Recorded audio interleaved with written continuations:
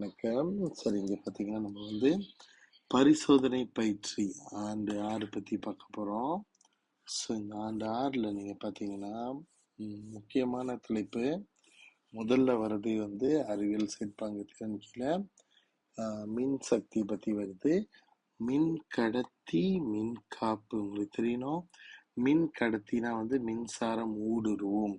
உதாரணத்துக்கு இரும்பு பொருள் எல்லாமே வந்து மின்சாரம் ஊடுருவும். மின் காப்புன்னு பார்த்தீங்கன்னா மின்சாரம் ஊடுருவாது. பிளாஸ்டிக், கட்டை இதெல்லாம் உங்களுக்கு தெரியணும். மின் கடத்தி, மின் காப்பு அப்படின்றது உங்களுக்கு தெரியணும். ஸோ அடுத்தது பார்த்தீங்கன்னா ஆராய்வின் சிக்கல். ஸோ சிக்கல்னா வந்து உங்களுக்கு தெரியணும். இது வந்து என்ன பொருளை வச்சா மின் குமிழ் ஒளிரும் அப்படின்னு சொல்லி பார்க்க போகிறாங்க. ஸோ அந்த மாதிரி எக்ஸ்பெரிமெண்ட் செய்ய போகிறாங்க. ஸோ தற்சார்பு மாதிரி சார்பு மாதிரி எல்லாம் தவிர்த்து ஓகே இது இப்படி தான் வந்து செக் பண்ணுவாங்க. உதாரணத்துக்கு பாருங்கள், மின் குமிழ் மின் கலனில் போயிட்டு மின் கம்பி இப்படி இருக்கும். ஸோ அவங்க வந்து செக் பண்ணுற பொருள் வந்து இங்கே வைப்பாங்க. ஸோ அது மின் கடத்தும் பொருளாக இருந்தால், மின் கடத்தியாக இருந்தால் தான் இந்த மின் குமிழ் ஒளிரும். அப்படி அது மின் கடத்தாத பொருளாக இருந்தால், மின் காப்பான பொருளாக இருந்துச்சுன்னா இது வந்து மின் குமிழ் ஒளிராது என்ற விஷயம் வந்து உங்களுக்கு தெரியணும். ஓகே, அடுத்தது பாருங்க, பொருளின் வகைன்றப்ப உங்களுக்கு தெரியணும். உதாரணத்துக்கு ரப்பர் இதெல்லாமே வந்து மின் குமிழ் ஒளிரவில்லை. வேற என்ன மாதிரி பொருள்னா ஒளிரும் ஒளிரவில்லை என்பது உங்களுக்கு நன்றாக தெரிய வேண்டும். இப்போ இரும்பு பொருள், உலோக பொருள் இது எல்லாமே வந்து மின் குமிழ் ஒளிரும். அப்படின்னா அது மின் கடத்தி.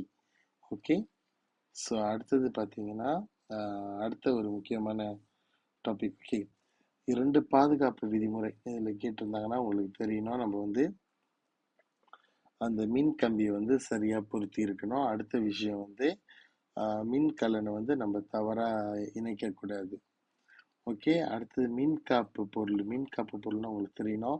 பிளாஸ்டிக் பொருள், நொய்வு பொருள், ஓகே, தாள், கட்டை, பலகை போன்றவை வந்து மின் காப்பு. ஓகே, ஏன் வீட்டில் உள்ள விசைகள் இரும்பால் செய்யப்படவில்லை? நல்லா யோசிச்சு பாருங்க. நம்ம வீட்டில் உள்ள விசை இரும்பால் செய்யப்பட்டால் நம்மளை வந்து மின்சாரம் தாக்கிவிடும். ஓகே, மின்சாரம் தாக்கிவிடும் அப்படின்னா நம்மளை வந்து கரண்ட் வந்து அடிச்சிடும். ஓகேவா, எலக்ட்ரிக்கல் ஷாக் சொல்கிறாங்களா, எலக்ட்ரிக்கல் ஷார்ட் அடிச்சிடும்னு சொல்கிறாங்களா, அது நடக்கும்.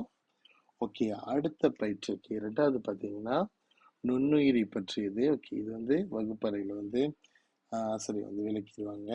ஓகே, அடுத்தது பாருங்க, முக்கியமானது சொல்லிட்டு வரேன், உராய்வுத்தன்மை. ஓகே, இது வந்து கொஞ்சம் முக்கியமானது. உராய்வுத்தன்மைன்றது உங்களுக்கு தெரியணும். 2 மேற்பரப்புகள் ஒன்றோடு ஒன்று உரசும் போது தான் வந்து உராய்வு தன்மை ஏற்படும். ஸோ நீங்கள் பார்த்தீங்கன்னா வளவளப்பான மேற்பரப்பில் உராய்வு வேறு மாதிரி இருக்கும்.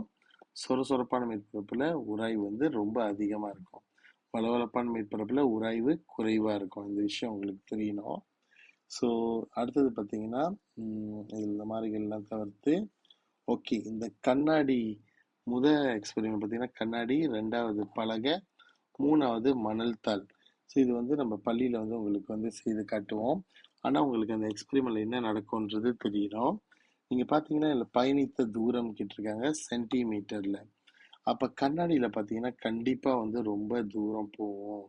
உதாரணத்துக்கு ஒரு 30, 31, 32 அப்படி வச்சுக்கோமே. மணத்தாளில் ரொம்ப குறைவாக இருக்கும். உதாரணத்துக்கு 20, 21, 20. அதுவே பலகையில் மணத்தாளோட இன்னும் கொஞ்சம் அதிகமாக இருக்கும். 25, 24, 25 இப்படி இருக்கும். ஸோ இதில் பார்த்தீங்கன்னா முக்கியமான ஒரு விஷயம் சொல்ல போகிறேன். சராசரி. சராசரின்னு கேட்டால் புறத்து. ஓகேவா, இது எப்படி நீங்கள் கனெக்ட் பண்ணோன்னா இது 3, அதாவது இது முதல்ல கிடச்சிது, 2வது கிடச்சிது, 3வது கிடச்சிதா இருக்க. இது எல்லாத்தையும் நம்ம கூட்டணும். 30 கூட்டல் 31 கூட்டல் 32 இது எல்லாத்தையும் நீங்கள் கூட்டுனீங்கன்னா 30, 93 கிடைக்கும். 93 கிடைச்ச பிறகு 93 வகுத்தல் 3, ஏன்னா 3 வாட்டி செய்திருக்கோம்ல. அப்போ 3 செஞ்சீங்கன்னா 9, இது வந்து 3, அப்போ 31. இதான் அதோட சராசரி. அதே மாதிரி நீங்கள் மணத்தாளுக்கு சரி பலகைக்கு நீங்கள் செய்யணும். அப்பதான் வந்து உங்களுக்கு சராசரி தூரம் கிடைக்கும். ஓகே. இயங்கும் பொருளின் உராய்வு விசை ஏற்படும். ஓகே, இதை பத்தி சொல்லியிருக்காங்க.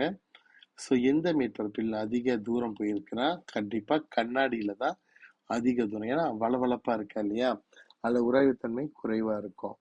ஸோ இது வந்து பார்த்தீங்கன்னா இப்பரிசல் புல் மேற்பரப்பில் பயன்படுத்தி விளையாட்டு மகிழ்ந்து பயணித்த தூரத்தை முன்னுமானம் செய்க. புல்லா இருந்துச்சுன்னா இன்னும் அதால நகர முடியாது. அப்ப அது ரொம்ப குறைவா தான் அது வந்து நகர்ந்திருக்கும். ஸோ நம்ம வந்து அனுமானம் சொல்றப்ப இன்னும் குறைத்து நம்ம போடணும். ஓகே, அடுத்த எக்ஸ்பெரிமெண்ட்ஸ் எடுக்க போறேன். ஸோ இது வந்து பார்த்தீங்கன்னா இது இது வந்து சார் வந்து ஸ்கிப் பண்ணுறேன், அடுத்ததுக்கு போயிடுறேன். அப்போ கொஞ்சம் முக்கியமானது வந்து நீங்கள் ஞாபகம் வச்சுக்கிட்டு தான் இருக்கும். ஓகே, அடுத்து பாருங்க. வேகம் ஒரு குறிப்பிட்ட நேரத்தில் ஒரு பொருள் கடக்கும் தூரம், வேகத்தை பற்றி போட்டிருக்காங்க. ஸோ இதுவும் அப்படிதான். இது வந்து முறை, ரெண்டாவது முறை, மூன்றாவது முறை சராசரி, இது மூன்றையும் கூட்டிட்டு வகுத்தல் 3 அப்படிதான் நீங்கள் செய்வீங்க. ஸோ 3 பாதுகாப்பு விதிமுறையெல்லாம் தவிர்த்து அடுத்தது வந்து உணவு பதனீடு. ஓகே, இதுவும் வந்து சுலபமானது தான். ஓகே சார், இதையும் ஸ்கிப் பண்ணிடுறேன். அடுத்தது பாருங்க, கிரகணம். கிரகணம் வந்து உங்களுக்கு வகுப்பறையில் ஆசிரியர் சொல்லுவாங்க.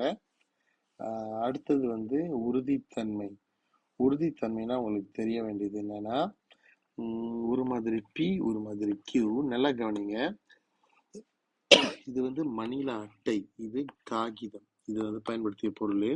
அப்போ உங்களுக்கு தெரியணும், மணில அட்டை வந்து இன்னும் கிராஸா இருக்கும். காகிதம் அவ்வளோ கிராஸா இருக்காது, சாதாரண தாள் லீஸா தான் இருக்கும்.